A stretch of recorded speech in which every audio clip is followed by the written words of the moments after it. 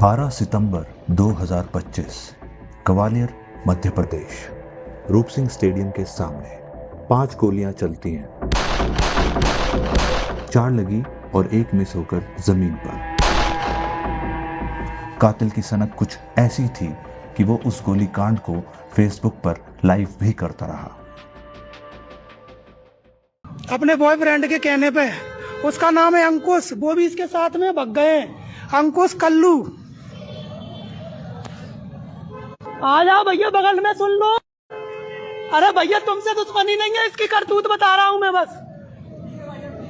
इसका एक बॉयफ्रेंड है, वो बच गए दोनों। ये मेरी पत्नी है और मेरे ऊपर झूठा केस लगाया। कल्लू नाम है, वो लड़का खड़ा है पीछे, कल्लू और अंकुश पाठक, उनके साथ ये भग गई थी 6 महीने से। आज मेरे ऊपर झूठा केस लगाने आई। चलिए अब थोड़ा विस्तार से जानते हैं नंदिनी केवट की कहानी और क्यों हम सब ने उसी को कपड़ों की तरह आशिक बदलने वाली कहा। 32 साल की नंदिनी की जिंदगी काफी उतार चढ़ाव और रोमांच से भरपूर रही। मीडिया रिपोर्ट्स के अनुसार उसके काफी अफेयर्स रहे और वो अपने किसी बॉयफ्रेंड के मर्डर के आरोप में 4 साल जेल में भी रही। सबूत ना मिलने की वजह से बाद में वह बरी हो गई। जेल से छूटने के बाद उसने ग्वालियर आकर पार्लर खोला। यहाँ उसकी मुलाकात अरविंद पाठक नाम के ठेकेदार से होती है और दोनों लिव इन रिलेशनशिप में रहने लगते हैं। बाद में ये दोनों आर्य समाजी मंदिर में शादी भी कर लेते हैं। शुरू में सब सही चला, लेकिन बाद में अरविंद और नंदिनी के बीच रिश्ते बिगड़ते चले गए।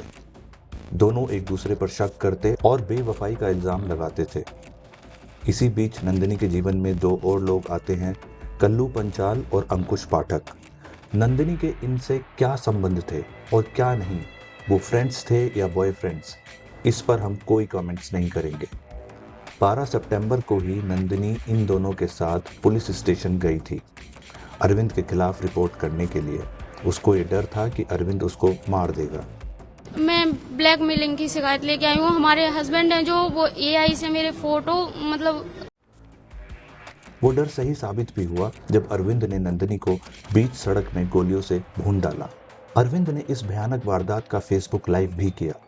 अरविंद ने नंदिनी से बात करने की जिद की, उसने इनकार किया और अरविंद ने नंदिनी पर कट्टा तान दिया। कट्टा यानी देसी पिस्तौल। ये देख कल्लू और अंकुश वहां से भाग गए और अरविंद ने नंदिनी पर 5 गोलियां दाग दी।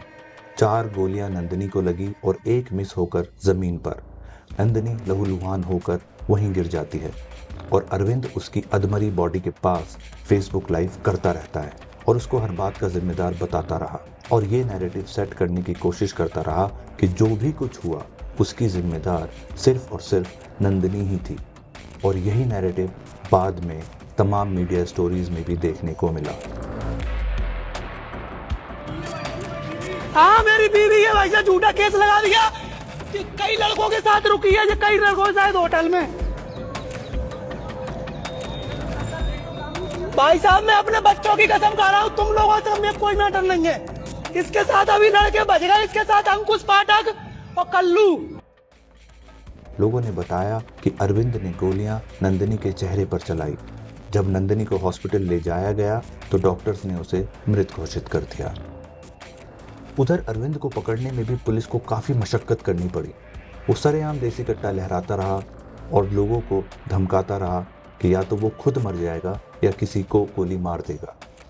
पुलिस ने टीयर गैस के गोले छोड़े और कार्बाइन से फायर भी किया, लेकिन कार्बाइन फेल हो गई।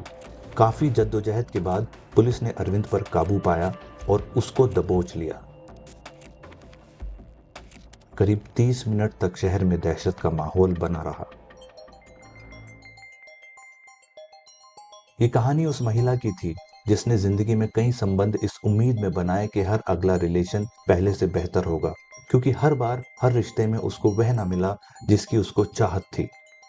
वह प्यार चाहती थी, विश्वास चाहती थी, अधिकार चाहती थी, आजादी चाहती थी, हर वो बात चाहती थी जो एक औरत, एक इंसान चाहता है अपने रिश्तों में। लेकिन विडंबना हमारे समाज की ये है कि आदमी करे तो ठीक, औरत करे तो वह उल्टा, बदचलन, कपड़ों की तरह आशिक बदलने वाली बन जाती है। उसके फैसलों पर हम उंगलियां उठाते हैं, लेकिन मर्द के गलत तरीकों पर सवाल नहीं करते। दोस्तों, हमारा नजरिया पुरुष और महिला के लिए अलग अलग क्यों है, यह सोचने वाली बात है और सोचना जरूरी भी है, वरना अरविंद जैसे लोग ऐसे ही हमारे समाज की नंदनियों को गोलियों से भूनते रहेंगे और हम लोग तमाशबीन बनकर ये बोलते रहेंगे कि वह देखो नंदिनी जो कपड़ों की तरह आशिक बदलती थी। क्यों बदलती थी, किस लिए बदलती थी, क्या तलाश थी उसकी, क्या कमी थी उसके जीवन में, इन सब बातों को जाने बिना ऐसे ही किसी औरत को बदनाम करना सही नहीं है और नैतिकता के आधार पर बिल्कुल गलत है। जब आदमी के पास कोई चारा नहीं बचता औरत पे उंगली उठाने का, तो वो उसके कैरेक्टर पर उंगली उठाते हैं। यह बात नंदिनी केवट ने अरविंद परिहार को शायद अपनी आखिरी फोन कॉल में कही थी। तुम्हें पता है, जब आदमियों के पास कोई वो चारा नहीं बचता ना औरतों को हराने का, तो वो उसके कैरेक्टर पे ही उंगली उठाते हैं। और मुझे धिक्कार है तुम्हारे जैसे आदमी पे। आज मुझे अफसोस हो रहा है, बाप कसम आज जन्माष्टमी है ना, पर मुझे अफसोस हो रहा है कि मैंने तुम जैसे इंसान से प्यार किया, तुम्हारे लिए इतना सब कुछ किया। जरा सोचना, नंदिनी ने यह बात अरविंद को बोली या हमारे समाज को, जो हर बार एक औरत के लिए पूर्वाग्रह रखता है, एक बायस्ड नजरिया रखता है।